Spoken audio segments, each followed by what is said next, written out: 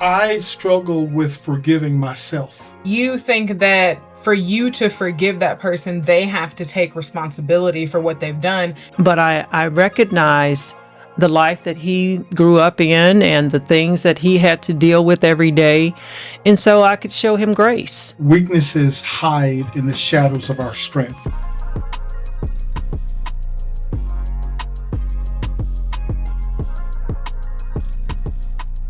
Have you ever replayed a hurtful moment in your mind so many times that it felt like it just happened yesterday? I have, by the way. I'm going to share that with you. What if forgiveness wasn't about setting the other person free, but what if it was about setting yourself free? Today on Marriage with Jim and Teresa, we're going to talk about forgiveness. I'm your host, Jim Adams. Joining me in studio is my wife of the last 40 years, the mother of our 4 children, Teresa the therapist. Hi, Jim. And joining us is my favorite youngest daughter, Elizabeth. There's only one youngest daughter. Thus, my favorite.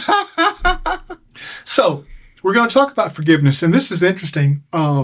Teresa literally rushed from the counseling center, just finishing up a conversation. So she's right out of counseling and now counseling again with our audience. Well, it's not really counseling. I told you it's not to replace counseling. You did say that. Yeah. You said this is only that this is not meant to replace therapy, right. Although it can These be are therapeutic. Yes. But we don't want to make you avoid or eliminate the whole idea of reaching out to spend time with your personal therapist. Absolutely. Hey, a couple of housekeeping things. I always like to get right into it, but a couple of things. We want this show to be our show. So what does that mean? In the comments, get active. Hey, Jim, I've got a question about something that you said, or I have comments that I want to make about something that was said, or hey, I've got a question I want you guys to answer. I don't think we've missed answering or responding to any comment in the comment. So I'd love to ask you to engage with us by getting really active in the comments. So it's like a dialogue with us and you. And also, we would really appreciate if you like, share, and subscribe to the show. All right, having said that, how do you want to get us started? Forgiveness. So the purpose of this forgiveness or forgiveness journey is to help you move from the weight of resentment and unresolved pain toward freedom, peace, and emotional well-being. So that's where we want to go. Forgiveness is not about excusing the hurt or the hurtful behavior or forgetting about it. It's more about releasing the hold that the past has on you. Does that make sense? All right. You used to say something about Tony Evans. Say that. I like that. Well, I didn't remember who said it, but I think I don't know if he said it, but anyway, yeah. I think that's the first time I heard it. So one of the things I say about unforgiveness is unforgiveness is like drinking poison and hoping it kills your enemies. Which that doesn't make any sense. Obviously, that's not how it works. So you think by not forgiving somebody that you're punishing that person, right? But actually you aren't. Right. And in many instances, the person that you think you're punishing, they don't even know you're they're not even mad at you. Or they don't know you're mad at them. But I feel like that's more of a problem of communication. Okay. So they don't know that they may not know that they've wronged you. It certainly doesn't occupy the space in their mind like it's occupying in your mind. They, in many instances, have moved on. Mm-hmm. So, that's why I say unforgiveness is like drinking poison and hoping it'll kill your enemy. Along those lines, Dad, I'm going to take a page out of your book. Because we have a lot of definitions for a lot of different things today. We make up our own things. We make up our own words. Everything is made up these days. Well, that's not true, but we make up a lot of things today and we give words new meaning. So I think if we're going to have this conversation about forgiveness, it's really important that we define what exactly is forgiveness. What do we mean when we talk about forgiveness? Okay, what do we mean?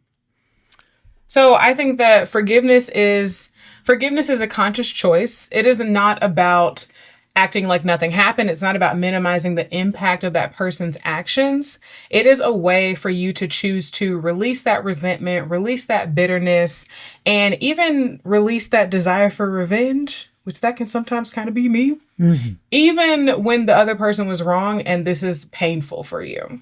Yes. I think that's part of it. What else would you say, Mom? So I would just say, think of forgiveness as you're setting down a heavy backpack you've been carrying for many years.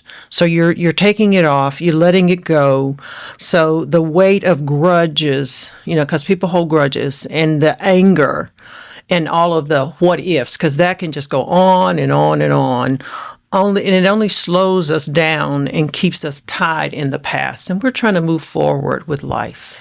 Yeah, it's interesting you say that, because it made me think about one of your kids, one of my siblings, who I say that he has a writer's memory. And I don't know if that necessarily, like, he might hold grudges, maybe, probably, but he has a writer's memory. And what I mean when I say that is, like, he can remember every single detail of something that happened to him and why he felt that way, this and that. And I don't have that memory. Something I like to say to myself to help me move on when somebody has wronged me is I like to remind myself the past only exists in your memories. Like, it's truly not in existence today. It only exists because we keep bringing it back up. Right now, that doesn't mean that the past can't inform on certain things in the present, but it means that what happened is no longer, it's not a living, breathing thing anymore. And so that kind of helps me move forward. Right. One of the prayer partners said something to me the other morning, or said something in her prayer. She said something like, this is the day the Lord has made. Let us rejoice and be glad in it. And she said, and we can never go back till tomorrow. This is the new day. We can never go back to yesterday. Yesterday. So, yeah, we can never go back to yesterday. I said tomorrow. But we can never go back to yesterday. And for some reason, that really hit me. You can't go back to yesterday. We won't even, whatever happened yesterday, we can still go forward. We actually did a show similar to this about 11 years ago on forgiveness, and it became the most popular show that we did. More people listen to this than any other show. So that tells me that this is a topic that a lot of people struggle with. Yes. So I like to self-reflect on these shows and look at myself and evaluate myself. I'm not aware that I struggle with forgiveness with other people. Do you think I do? I don't know. Didn't you say you had a story? Yeah, you did say you had a story. Did I say I had a story? You did. Uh-huh. At the beginning. Beginning of the episode. At the beginning, I did say that. Okay, so the story I was going to share is that while I'm not sure I struggle with unforgiveness as it deals with other people, I struggle with forgiving myself. Okay. That's something I struggle with as and well. we'll get to that. Yeah, we'll talk a little bit about that a little bit later. Let me see the notes. Oh my gosh. No, we're going to talk about We it. send him the notes every week. I can't be checking every email, but Okay. Isn't that like kind of your job? So let's just go. So we're going to talk about forgiving yourself later. Yeah. Now's not the time. It's going to be a little bit later, almost at the end. We'll talk about doing that. Yeah. However, let's look at what forgiveness is not. Okay. It's not reconciliation. So reconciliation requires two people, one who forgives and the other who's willing to take responsibility, change, and rebuild trust. So forgiveness is something you can do on your own, right? You can forgive someone even if they never apologize, even if they've passed away, or even if it's not safe to allow that person back in your life. I would say this is probably why people struggle with forgiveness, because they expect this is new information. Yeah. And also, usually, like I say, sometimes we'll tell a client to write a letter to that person if they passed on, so that they can get their emotions out, because that's the only one you can deal with right now. The person is dead and gone, and in a different area. I think that's important to mention again. So you're saying forgiveness has nothing to do with reconciliation. So even if you never came to me and got down on your knees and groveled like you should, even if you never did that, even if you never admitted that you wronged me and hurt me and brought me to tears, even if you never admitted how horrible a person you are. Oh, wait a minute. I'm going to. Right, wait, exactly. I'm so sorry. He said he didn't have a story, right? You're saying I can still forgive that person. That doesn't, I'm not sure. Hey, that seems like a stretch. But that's why I said that this is probably the number one reason that people struggle with forgiveness, because you think that for you to forgive that person, they have to take responsibility for what they've done. And that's the only way I'm going to forgive them. But what Mom is telling us is that is called reconciliation. That's not actually forgiveness. Right. And and a lot of times you won't get that, especially if, like I said, the person is dead or if the person is an unsafe person. You're not going to get that from them. Unsafe, Or if they're just a horrible person who has no idea how to take accountability for their actions. And that's why I say you have to set a boundary there with that person, and that you might not be able to be in person with that person, if that makes sense. Okay, so I want to explore this. I mean, I'm still trying to wrap my mind around how do I forgive without reconciliation? Are you going to explain that? Or are you going to tell me how to do that? Well, let's just keep going. Yeah. So let's just see. Is that later in the notes that I didn't get? That might be. So keep going. So also, forgiveness is not weakness. It's strength. So listen carefully. Sometimes people think, I forgive. If I forgive, it means I'm letting them win. Yeah, right? Yeah, that's what they're thinking. I can see that. Or I'm just being soft. So they think it maybe is a weakness. But in reality, forgiveness is one of the hardest and the most courageous things you can do. It takes strength to let go of your instincts, what your instinct is possibly screaming for, which is revenge or injustice. How dare they? Retribution. Yeah. But true strength is found in being able to rise above that wrong and not let it dictate your life or how you might live. You see, rising above that. So it's a strength to be able to forgive. What? I was going to say, this sounds mighty easy. Sounds a lot easier than it actually is. Oh, you said it sounds mighty easy. I'm thinking it sounds very hard. I'm saying it sounds. It's easier to say. Actually, wait. No, let me clarify. Actually, let me rephrase.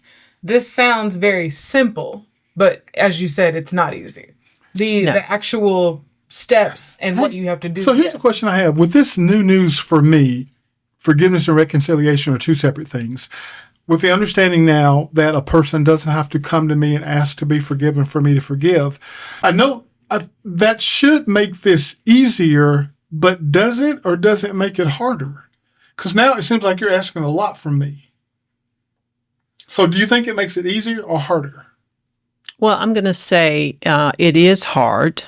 It is one of the hardest thing a person can do, but it also will help you move forward and have life better than having bitterness and resentment and that pain of that as well. So it is a work, and it is a work in progress. It's not something that automatically happens. It's a process. Wow. Well, hopefully this is freeing, because I can just think, let's say someone abused you physically, emotionally, verbally. Let's say somebody abused you, somebody hurt you, somebody really, really did you wrong, not the little petty stuff, that we tend to make big stuff, but I mean really, really big stuff. And now that person moves away, divorces you, dies. You never see that person again. Wow, you could be just stuck there. Absolutely. Do you see that a lot? Sometimes I do see that. Yeah, they're stuck. Absolutely. And so part of what you're sharing with us is what you share with them. Okay, forgiveness and reconciliation are two different things. So you're looking for this to happen, which may never happen. Mm-hmm. And then plus you have no control over it. Right. Here's what you can control right here. That's right. So you can move to forgive this part without this part. And like I say, it is a choice to do that. It is a choice to forgive. Now, question there, though. I know we're talking about forgiveness, not reconciliation, but in a relationship, shouldn't the goal be reconciliation? And so forgiveness seems like that first step based on the definition you gave of reconciliation. Mm-hmm. So that's the first step that needs to be done. But in a relationship, you have to go the next step. Absolutely, you do. You have to go to the next step. You have to rekindle that, and that usually is you have found a safety in that relationship, and you're building trust in that relationship, so you are ready to release this and move on. So yes, absolutely, in a relationship, you have to reconcile. As a matter of fact, you get to write a new narrative, have a new reframe for this new after forgiveness. Okay, so also here's number 3. It's not What was 1 and 2? Go back okay. to it. 1 and You don't 2. have to tell me again. Now, this is about what forgiveness is not. Right. This is what forgiveness is not. It's not necessarily reconciliation. It's not weakness. It's strength. Okay. And this next one is it's not a one-time emotional switch. It's a process. You're not going to switch the brain off from the pain and the resentment and the hurt immediately. You're going to work your way through that. And I'm going to give you some stages later, some phases later that will help you work through that that It process. seems like a lot of stuff you're saying is counterintuitive to what I think most people think this actually is. Absolutely. Well, what do you think most people think Well, forgiveness is? I think a lot of people, I'd love to hear from you in the comments. I think a lot of people think forgiveness is a one-time thing. I think, it's a one-time choice. I guess you could say that. but I think they may even struggle with, I can imagine me struggling with when I talk about not forgiving myself, how there's a one-time decision that I make to move on, but then it comes up over and over again. I didn't realize that's part of the process. That is part of the Yeah. It process. was like, oh my gosh, I'm dealing with this again. Or I thought it was like, well, maybe I haven't forgiven Yeah. But Well- you're saying, go ahead. Well, I'm just saying that the brain doesn't switch off like that, and you know that. Let's just say you get burned on the stove. You get your hand off the stove, But the impact is still there, and Yeah. it has to go through a process of healing and getting better, and then it's gone. So yes, that's like forgiveness. It's going to take a while. The brain just doesn't switch off and say, "I forgive you. Everything is good." But again, I think, or not but I'll say again, I think Dad's right about how that can be kind of freeing, because then it means if you're struggling with I would say, I don't know if there's like a final forgiveness, but if you're struggling with getting to that point where you release it, Yeah. then I think, so can you So, forgive without releasing? Is it like you make the decision to forgive? When we get to the phases, you'll see at the 4th phase, you're going to begin to look at that person in a different way. And that's what we're going to get to. Okay, so Mom, I know you keep saying it's coming later, but I think this is a good time for us to talk about the phases of forgiveness because I have questions. Okay. All right. So let's go to the phases. So Dr. Robert Enright and his colleagues came up with the 4 phases of a model. It's called the Enright Forgiveness Process Model. And they came up with the first one is the uncovering phase. And then the second one is the decision phase, the work phase, and then the deepening phase. So we're going to go through those phases and talk them through so that we can have an idea of how to get started with forgiveness. I think this is an interesting time to point out the importance of words. Y'all know I value words. Okay. It's interesting that they didn't say this is 4 steps. Because I think steps, to your point, Dad, it implies short. that steps are short. It implies these are phases. It implies it's something very like immediate, almost, right? You take a step, it's done. Good job, but Dr. Enright. Yeah, Mama. But a phase takes more time. It implies that this is going to take you more than just a day, more than just a moment, right? More than a moment, more than an hour, more than a day. Mm-hmm. Okay, so let's get into these 4 phases with the uncovering phase. Okay, the uncovering phase, you're becoming aware of the negative impact, the offense, how it has had impact on your life. So you're really looking at how is this affecting me? Facing the reality of your pain rather than just burying it, right? Okay. So here's an example. Really go ahead. Okay. I realize my resentment is costing me peace, sleep, and joy. I realize my resentment is costing me peace, sleep, and joy. Okay, I understand that because maybe in terms of my inability to be self-reflective, maybe I don't understand the impact that my unforgiveness, because I'm trying to hurt you, not me. Last time I'm trying to do is hurt me. Right. So I'm Right. trying to harbor this unforgiveness to punish you, but maybe I don't realize, and this is what you encouraged me to do in the uncovery phase, is to look at how this has impacted me. I understand what you're saying, Teresa. Absolutely. How it's physically impacting you. I think that can be one of the first signs that you feel. I think sleep could be one of the first things that you notice. Yeah, when something is happens. going on. Yeah. Something is happening, and I gotta deal with it. Okay, so that's part of the uncovery phase. Uncovering phase. Uncovering phase. Okay. The next phase is the decision phase. Okay. And then you're making an intentional, your word, and a lot of people word, you're making an intentional choice to forgive, even when emotions don't align yet. So I'm not feeling it, Oh, yeah, I see. but I'm making a choice understand. to forgive. Okay, so that's a big thing that I think we want to emphasize is that I don't feel any different, but I've actually made a choice to start the process of moving on. But I should not be alarmed when immediately I don't feel it. It reminds me of when people come to Christ. Hey, so I made a decision to give my life to Christ. I just got up from praying. Now, oftentimes Some people can. there's a tremendous difference, but other times you feel the same and you wonder if anything has happened, but your whole life has changed. Right, and it walks itself out if you. Yeah. So you're saying I'm gonna have the uncovering. Man, this is really causing me problems. I'm gonna intentionally decide to forgive. What's next? Well, before we go to the next phase, let's keep going. because I think it's interesting that the decision phase is the second phase, it's not the third or the fourth That phase. is interesting. Yeah, it's the second That is phase. interesting. See, it's something about. You're providing a lot of insight. I have my doubts about you being here in the studio. Hey, I might leave. But the insight you would be forgiven. But the insight that you're providing is really good. Absolutely. They said the younger generation was going to Who is the they, first of all? Yeah. If anything, the younger- younger generation is going to save the world. No. The younger generation is so insightful and so wonderful. You know why? Mental health. I do think they're so insightful and so wonderful.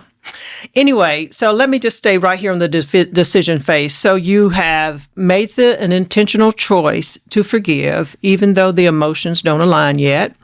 It's an act of the will, often rooted in values, faith, and a desire for freedom.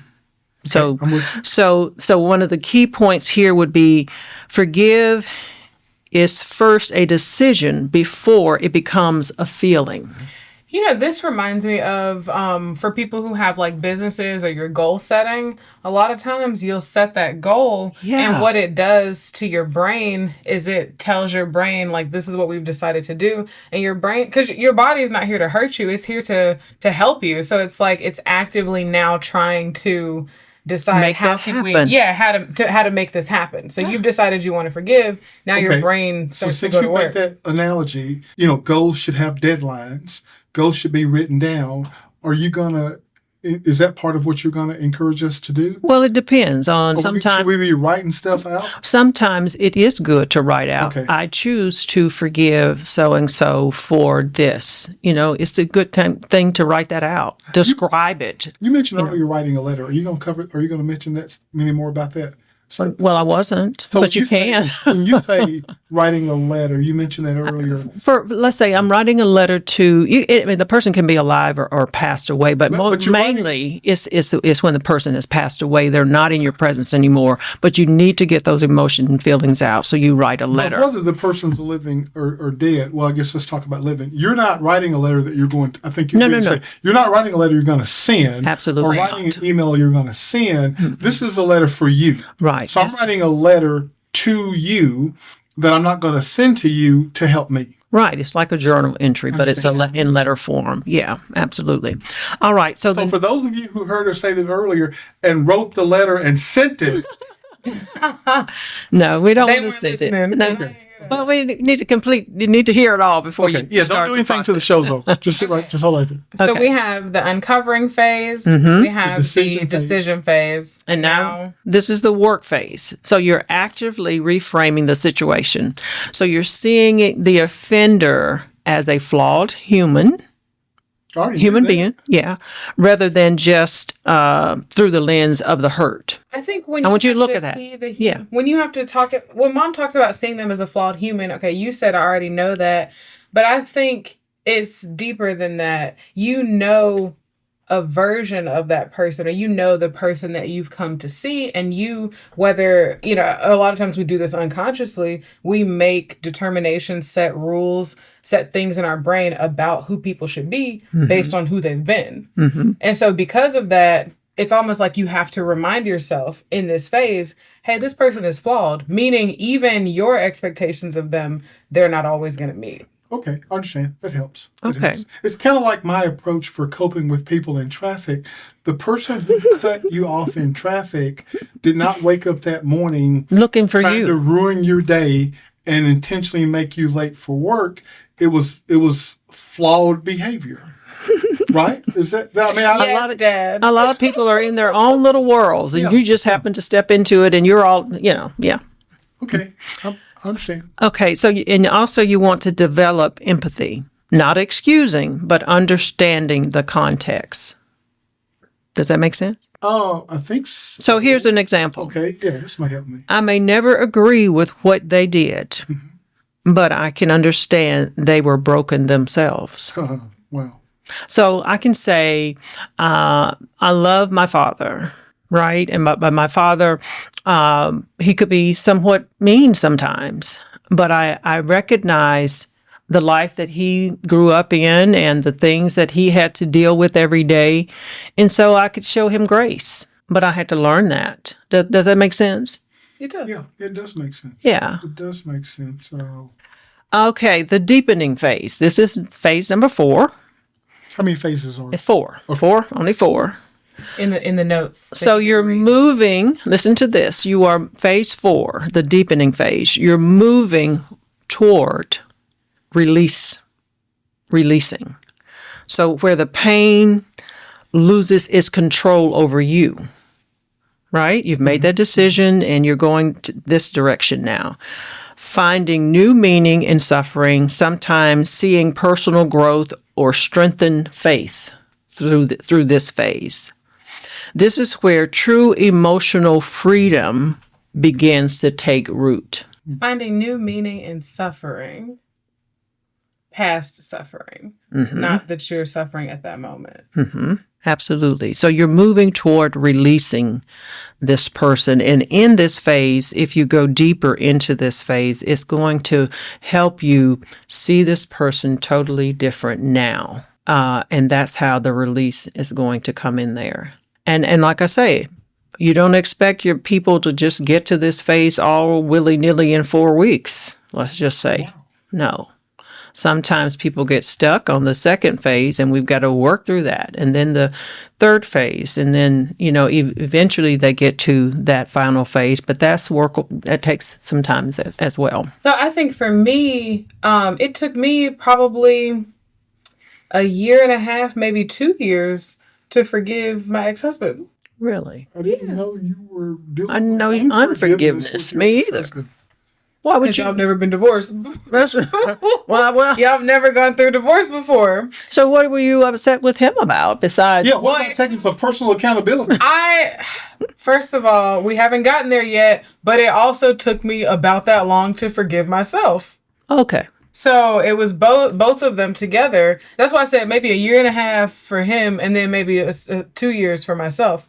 I felt like the person who I go back to those expectations that you have for somebody, the person who I had met when we were in Switzerland, the person who I had seen was not that person that ultimately came to America.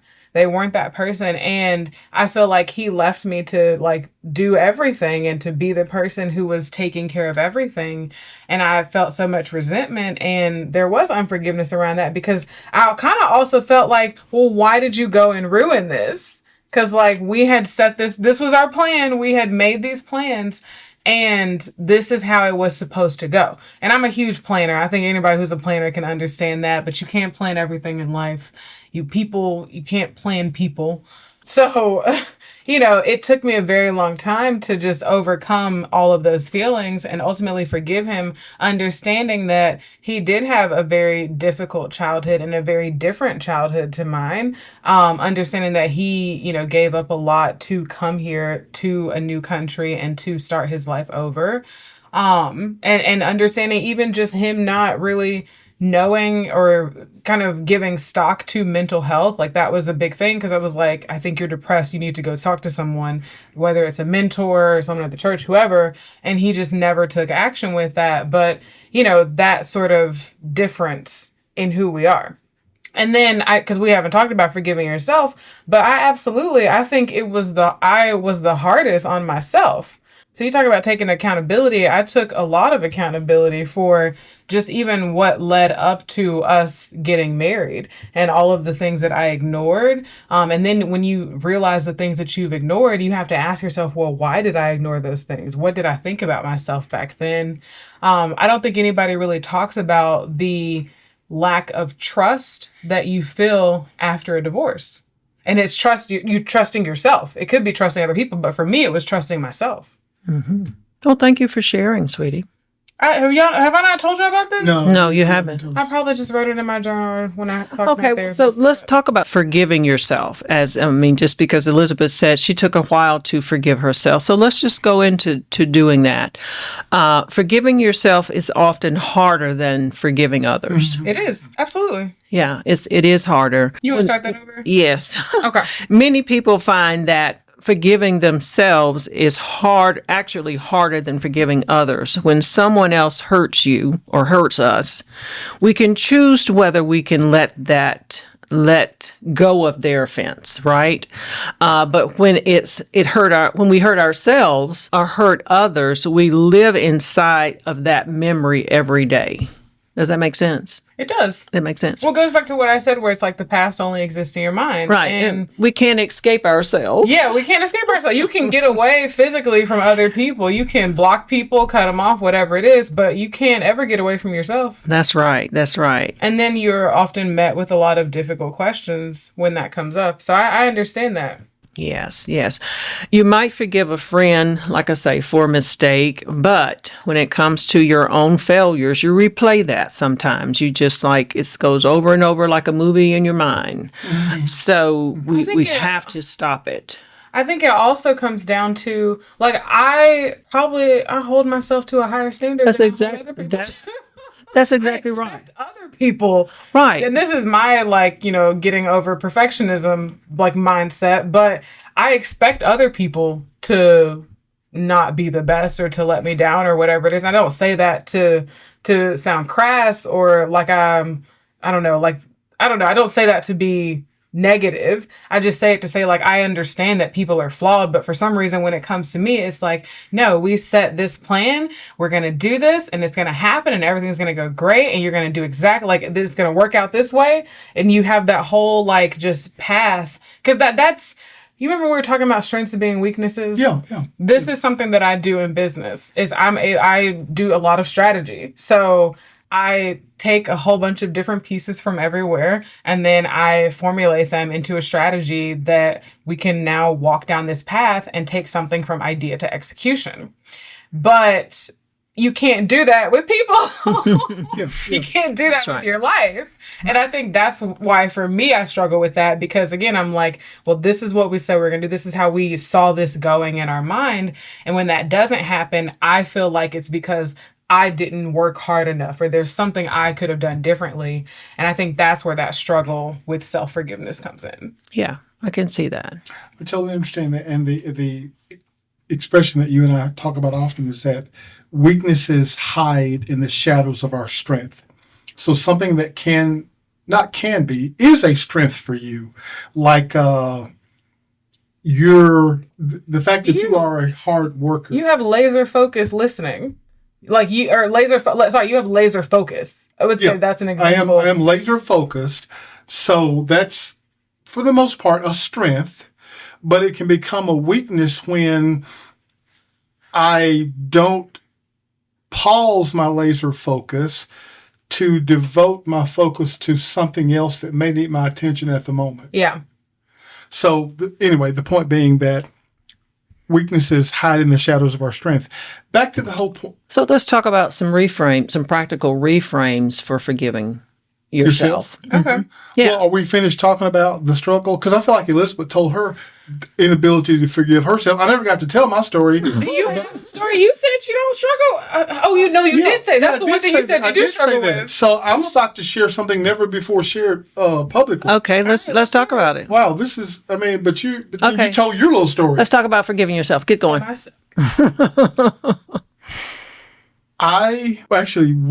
But hey, everything that goes on here, I say I. Okay. And here's what I mean.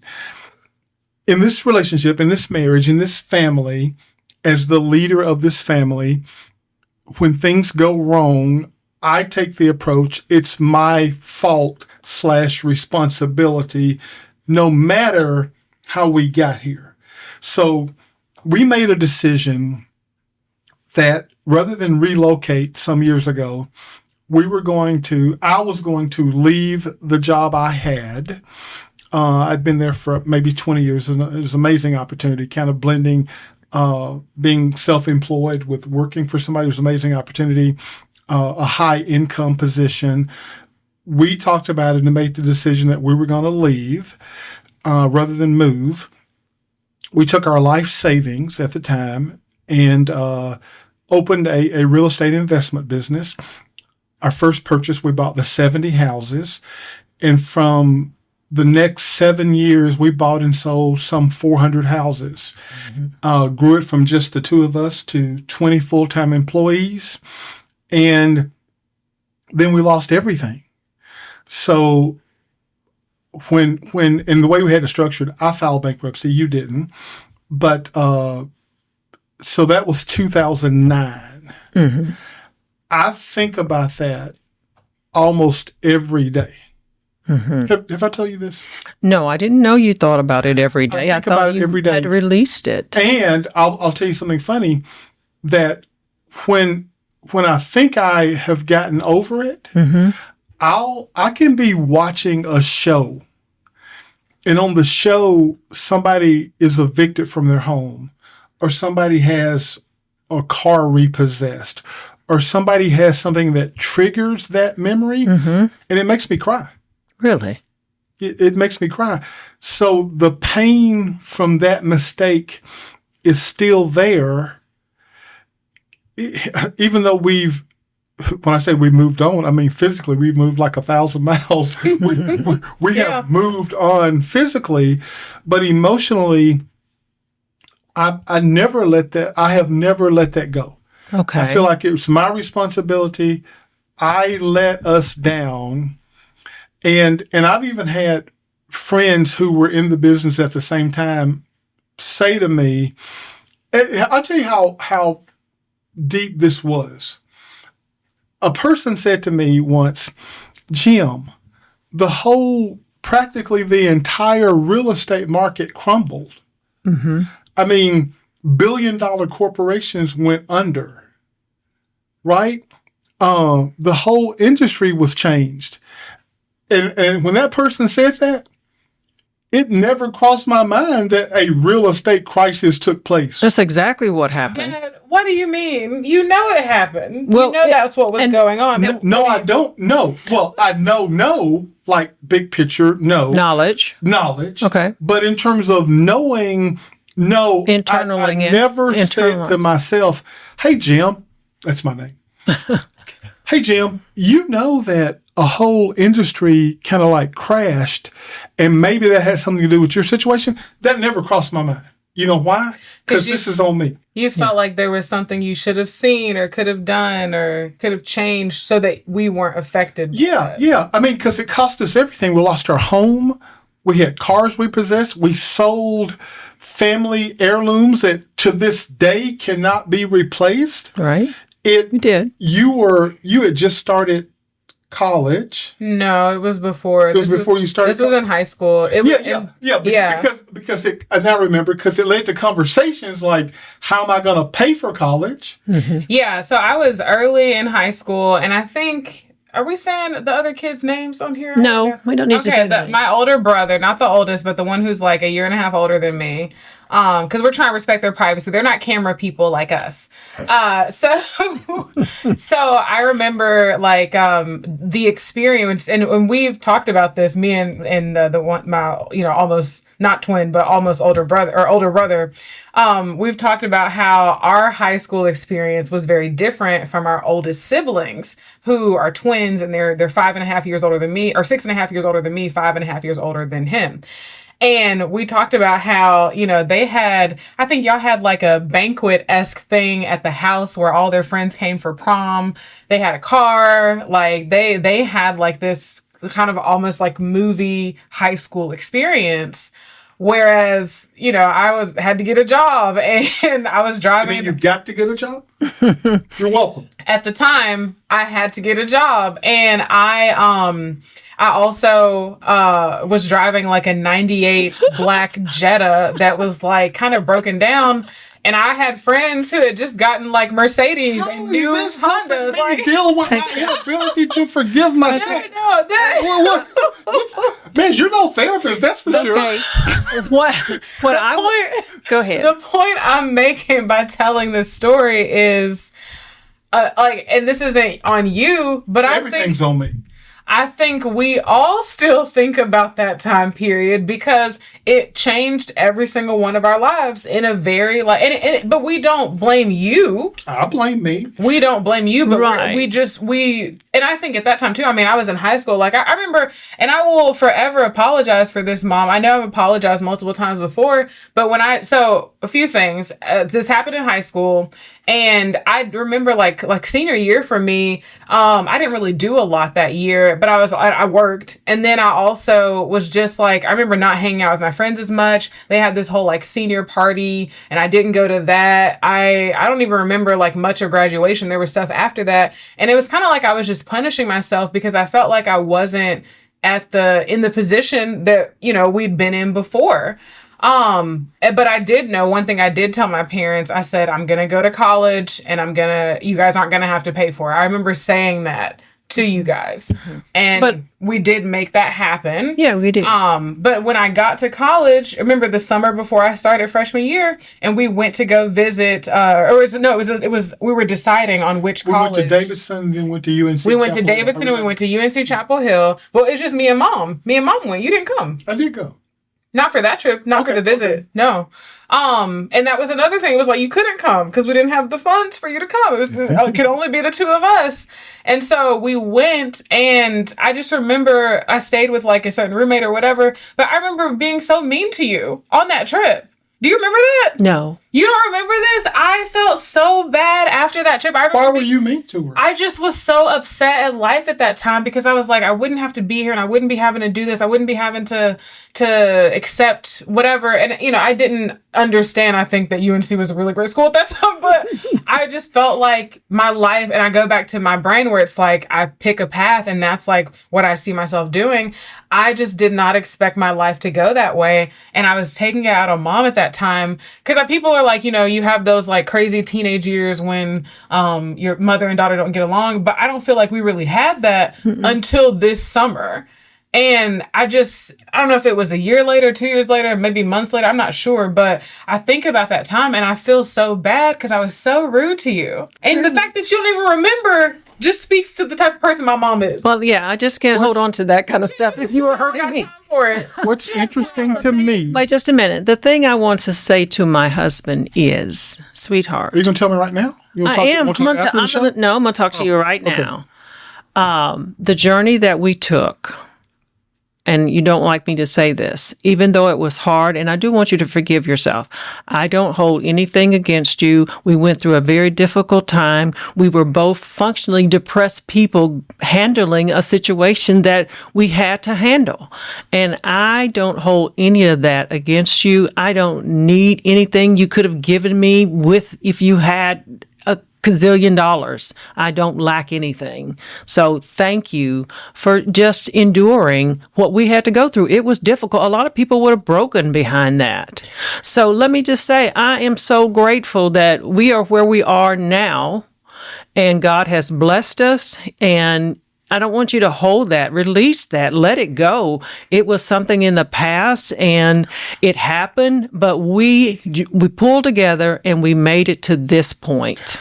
And I think that all of us as children, we became better people. Really? Yeah, because I do think there was, with maybe oldest brother, this idea that he could kind of do anything and there weren't, consequences, or he didn't have to get serious about his life. And then this happens and it's like, well, there is no umbrella. There's no cushion. There's no, you need to, to figure your life out. And I think for me, I feel like I was spoiled. And you were rotten. You say it like I actually never felt like that, but keep going. You never felt like we were spoiled. I think I don't think you were spoiled. It's a blanket statement, No, but I do think in some aspects I did expect certain things or expect things to be a certain way, and then I did not do well when they didn't go my way. That's what I mean when I say I was spoiled.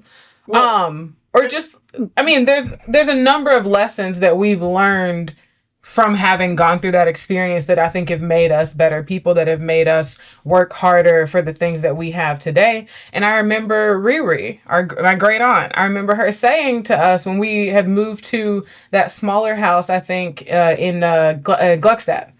We moved to that smaller house and she said that I like this house. She's like, it feels more intimate. It feels like more of a family home. I remember her saying that. What's your point? The point that experience you made moved from the house that we had well to the smaller house that we were renting. Yes, I guess that was it. Of course, this felt more intimate. It was like half the size. But the point I'm making, that I'm trying to show you that, one, this was not on you. There was literally nothing you could have done to control it. Nothing you could have done for the market. As a matter of fact, we went to a course that talked to us about the stock market and what happened during that time.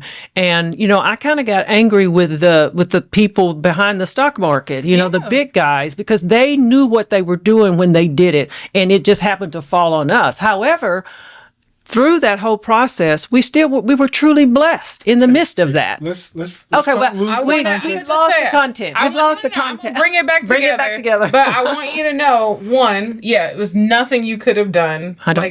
There's nothing you could have done. Two, nobody in this. That's just not true. But go ahead. Well, what could you have done? No, I could have made different decisions. I could have not taken every dime that we had to put into this venture.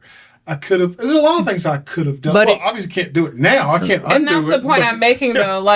Everything that my older brother, he likes to say, you're exactly where you need to be doing exactly what you need to be doing. And in that regard, what I mean by that is what happened is exactly what was supposed to happen. And there's nothing you could have done. Okay, let's don't confuse Romans 8:28. All things work together for good. That's what you're saying, which I agree. That part of Scripture does not say all things are good. Right. I think I've got the right Scripture, Romans 8:28. So yeah, you do. That's so. right. Let's just don't confuse. I'm not saying there weren't lessons to be learned, but all I'm saying in the context of the show is that I struggle with forgiving myself for some of the reasons that you mentioned about you having trouble forgiving yourself. It's like I should have seen this coming. I'll tell you one of the things that maybe the only thing that helped me, because I didn't think about the whole market crisis, because I didn't really use that as an excuse, right? Mm-hmm. I'm all about personal responsibility and not making excuses. But I was sitting at breakfast one morning a few years after this happened with a really big investor, in town. We were the two biggest buying and selling the most houses. And I remember sitting there with him at breakfast and I said, hey, I gotta take my hat off to you. The fact that you came out of this unscathed is impressive. Hey, job well done. And I remember like it was yesterday, reading breakfast, Primos. And he put his fork down and he said, Jim, I lost millions. I said, what? He said, I lost millions. You lost millions. The difference was you lost all you had and I still had more to lose. But he said, I didn't come through this unscathed. I lost millions. That's the only story, I guess it helped me put this in context because, it's hard to balance for those of you who take personal accountability. And you've heard me say this before. You look in the mirror before you look out the window. So the first thing I do is look at me. Before I look out the window, look at what they're doing and not doing. The first thing I try to do is look in the mirror. Right. What am I doing and not doing? Right. So with that approach, who else could I blame but me? But when he said that, for the first time, I started thinking maybe there were things outside of my control. But again, all I'm saying is that's been 16 years ago. Mm-hmm. And I still haven't completely moved on. One of the lighter stories about this whole thing actually involves you. Me? Yeah. What? Yeah. So as we're about to lose everything, lose our home, cars repossessed, pawn my wedding ring to buy grocery. As we're going through all this, I'm updating everybody. Teresa and I are talking. We're updating the kids, the two that are home, the two older ones are not home. And so I'm telling Elizabeth everything that's going to happen. And so Elizabeth's very diligent in trying to find scholarship money so she can go to college because we're not going to be able to pay for it anymore. And I remember a really good friend of mine said to me, he knew our story, and he said, hey, Jim, I know Elizabeth's looking for scholarship money. Do you remember this? And he said, do you know anything about the Gates Millennium Scholarship? Never heard of it. So he told me about it. Do you remember this? I mean, I remember the scholarship. No, you remember the story. So I came to you and I said, hey, Elizabeth, Bill and Melinda Gates have a scholarship fund where they're going to select 1,000 kids from the entire country and pay for them to go to college anywhere they want. I've never heard of this. Are you familiar with it? You remember this story? Oh, I do, because I was familiar with it. I'm telling you. And here's what you said, which told me you understood nothing. I didn't. I really did not understand. Even though I told you what was going on, you said, yeah, Dad, I'm familiar with the Gates Millennium Scholarship Fund. That's for poor people. To which I said, that's us. I thought I told you everything that's going on. I did not. That is, and the fact that you said that was the moment. That was the moment for me. That was the moment when I fully understood.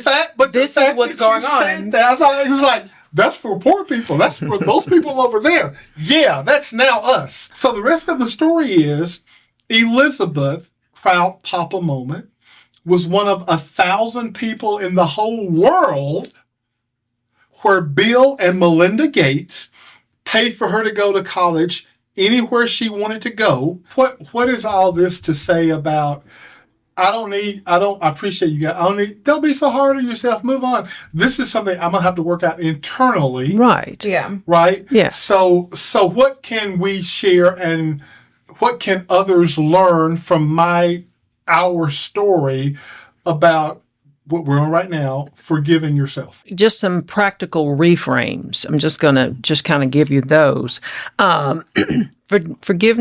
Forgiving yourself begins with reshaping the way you see yourself and your past. Okay. For instance, instead of saying, I fail, I'm a failure. Well, I never said I was a failure. I know it. Just give you an example. Reframe it with, I made a mistake, but I'm not my mistake. You made a mistake, so you say you made a mistake. Make a mistake. Well, I said, I didn't. Okay, keep going. I don't think you made a mistake. I think the market changed, which we had to adjust. Okay. That's what I made a mistake.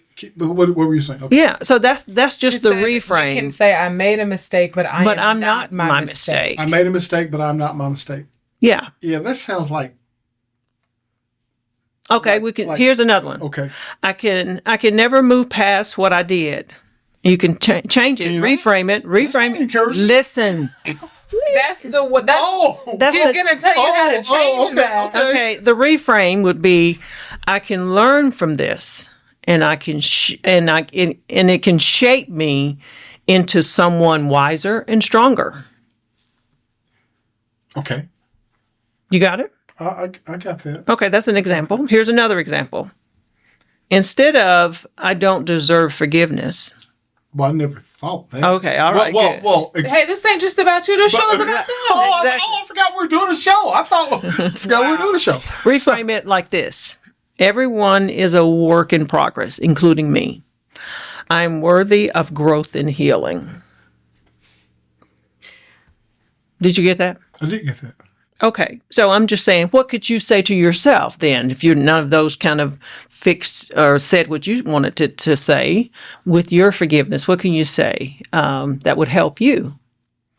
I mean, I don't know that I'm at that point yet. I'll say this: I don't think about it as often as I used to think about it. Okay, so Right. that's good. But yeah, it's hard for me to move past because I see, hear, do life through the lens of personal. I accept my role as leader, and I take it very seriously.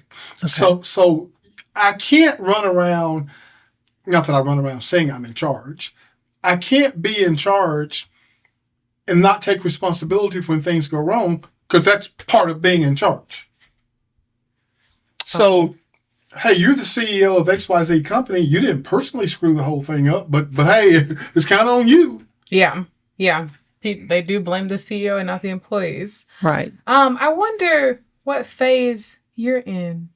I think he's not in. He hasn't made the choice to forgive himself yet. So you're not even in the second phase. You're not even to the second Well, phase. I was just sharing a story. Well, I know it, but I want you to Perfect forgive example. yourself. You need to make a conscious decision to say, I forgive myself for what I feel went wrong at that particular time. You know what? We're gonna send you the notes. Well, I'm glad you said that. Had you sent me the notes to start with, maybe I would have understood all this. I think he's in phase one. Okay, so let's look at what does forgiveness do for us. You want to look at that? What you have here in the notes Go about ahead. self-forgiveness. Self-forgiveness is not about erasing the past. It's about releasing yourself from being defined by it. You can acknowledge your mistakes, make amends where possible, and then choose to step into a healthier, freer version of yourself. Yeah. Hey, and while we're doing this podcast, you've been asking us to restart this podcast for years. I have. Yeah. Because we started a podcast in 2014, did well over 100 episodes, 100 shows. I think we helped a lot of people, but it didn't go. And by the way, that was in the aftermath of the real estate market crashing. That was kind of our next ministry/mission that we took on. But I guess coming out of that business failure doesn't mean I'm a failure. Coming out of the business failure, and then when the podcast was so new, it was to the point where, hey, I want you to listen to our podcast. Or you mean podcasting in general was new at that Podcasting time? in general Yeah. was so new. Thank you. It was like, once you listen to our podcast, it was like that was a word being introduced into the whole English language that people didn't understand. I don't have to explain. Okay, it's an app on your phone. It's where people are talking, because it wasn't a lot of video. At least that's not how we started. I guess here's the point I'm making in terms of all things work together for good. Not all things are good. Okay. Hopefully this show helps people. Yeah. I wouldn't be here doing this show, where I think I can say we wouldn't be here doing this show, if we don't lose everything in the real estate market crash of 2009. Yeah. That's true. So if this show is helpful, and I'd love to hear in the comments that it is, because it would be encouraging that, man, I had to go through that to get here. Otherwise I wouldn't be here. And look at how many people we're actually helping. Now, we're being transparent here, right? Yeah, We are. Of course. So let's do this. The Lord calls me up. He probably won't use a phone, because he's just. So the Lord calls me up. Hey, Jim, I want to talk to you about something. Yes, Lord. What is it? Hey, you're going to lose everything you have. Fortunately, not our relationship. No, we didn't. You're going to lose everything you have in material stuff, bankruptcy. Your daughter going to have to take the Gates Millennium Scholar to end up at a school she didn't want to attend. But, Jim, when you come out of this, you're going to help, which is our desire, millions and millions of people be better husbands, better wives, better mothers, better fathers. You're going to lead people to Christ. Are you okay with this? I'm still reviewing my answer. That's real? It's real. It is real. Because I think my tendency for answer would be, hey, I've got a lot of people on my list that were probably better suited to this, Moses. I mean, hey, should I be going out there talking about let my people go? That looks like a dangerous position going to Pharaoh. So, well, it's a good thing that the Lord didn't ask you what He was going to put. Yeah, I see. The Lord kind of just does what He will. That's so He made you and stuff. God, He made you. God is the Creator. He is the sovereign Lord, and He will have things His way, Hey, as I have whether said to we him, like it or not. You made me. I did not make myself. Now, I will say this. I've actually gone in my journey forgiving myself. When I ask myself that question, what I will say to the Lord, I've gone from heck no, I wouldn't do it, Lord, to like just kind of, there's no answer now. Exactly. Well, You're at least giving it some thought That instead of saying no. is just real transparent talk. But that's also growth. But I think we just want to really quickly all run through these practical tools for forgiveness. Okay. You have journaling. We talked about that earlier, right? did. Talk about this? no, we You didn't. can read We the notes. yeah. Okay. Oh, okay. Journaling. Okay. Yeah, I want us to go through these. Right, okay. So, because again, we want you all to have things. I'm a very big fan of actionable takeaways, things that you can start practicing immediately after you get done listening. So, journaling, write out the hurt and what you're choosing to release. Right. Letters that you don't send, also talked about that. Draft a letter expressing the pain, then decide whether to release it privately. Yes. Faith practices. So this means prayer, right? Talking to God, asking Him to help you forgive. Even I think meditation and affirmations can be a huge part of that as well. Write things on your mirror, write things on sticky notes. Just writing down things helps your brain start to help make things possible, make what you desire a reality. Right. And then the last thing, which is very important, boundaries. Yes. Forgiveness does not mean re-entering toxic relationships. Set those limits where necessary. Absolutely. Sounds great. So this is it. Yeah. All right. So, talking about forgiveness, we always like to close the show by talking about where you are in your relationship with Christ, the ultimate forgiver. Yeah. Hey, Jim, it seems kind of hypocritical because if you're about to talk about how Christ has forgiven us our sins, but yet you can't forgive yourself, that seems kind of prideful. Fair point. Yeah. Fair point. Fair Absolutely. We're not perfect. Right. Because Christ has forgiven us. All you've got to do, if you haven't already done this, is just accept that forgiveness. It's been freely offered, free to you. The price cost an entire life. It was a huge sacrifice, but free to us, right? So I would encourage you, if you haven't made a decision, to accept the forgiveness that's offered to you through our Lord and Savior Jesus Christ, to make that decision today. Yes. I hope this has been helpful. We've tried to be really transparent. We've tried to give you tips and tools and techniques that you can actually use. We, again, want to hear from you in the comments. Want to hear your dialogue, your interaction, your questions. We make it our goal to respond to every comment. And we would encourage you to like the show, hit your little like button, share the show with friends, and subscribe to the show. All that helps us get our message out. Thank you so much. We've enjoyed visiting with you. Look forward to seeing you next week. Yes.